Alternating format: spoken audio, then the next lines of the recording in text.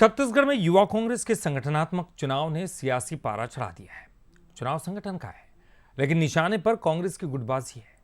BJP ने poster के जरिए कांग्रेस के अंदरूनी संघर्ष पर हमला बोला। कांग्रेस ने भी पलटवार किया और 2028 में बीजेपी का सफाया करने का दावा कर दिया है।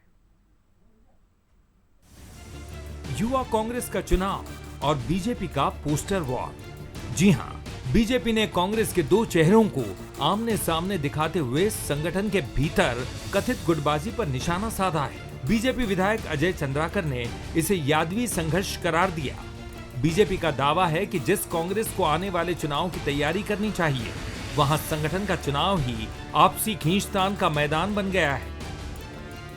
चुनाव थोड़ी हो रहा है, यादवी संघर्ष हो रहा है। यादवी संघर्ष मतलब आखिरी में यादव लोग आपस में लड़के, महाभारत के आखिरी प्रसंग है, सब लड़के, श्रीमद् भागवत का आखिरी में आपस में लड़के मर गए वो लोग। भगवान कृष्ण जी कुछ नहीं कर पाए, अर्जुन भी कुछ नहीं कर पाए, देखते रह गए, खत्म हो गया वंश पूरा। तो वैसे यादवी संघर्ष है, कांग्रेस इस संघर्ष के बाद समाप्त हो जाए। दरअसल युवा कांग्रेस के संगठनात्मक चुनाव में शैलेंद्र बंजारे और सत्येंद्र चेलक की दावेदारी चर्चा में है। सियासी तौर पर शैलेंद्र बंजारे को देवेंद्र यादव गुट और सत्येंद्र चेलक को भूपेश बघेल गुट से जोड़कर देखा जा रहा है।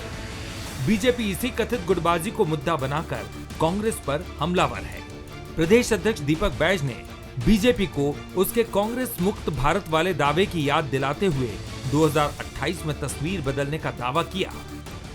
आप तो भारतीय जनता पार्टी तो कांग्रेस मुक्त भारत का सपना देखे थे, क्या हुआ उसका?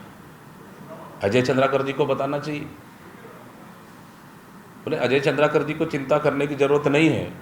2028 और 2029 प्रदेश से भी और देश से भी भारतीय जनता पार्टी मुक्त होने जा रही है।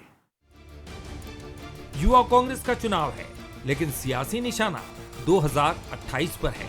अब देखना होगा कि संगठन का ये चुनाव कांग्रेस के भीतर गुटबाजी बढ़ाता है या फिर यही युवा संगठन आने वाले सत्ता संग्राम में कांग्रेस का हथियार बनता है। रण युवा कांग्रेस का है, लेकिन नजरें 2028 के सत्ता संग्राम पर है। शिखर देवांगन, बंसल न्यूज, रायपुर।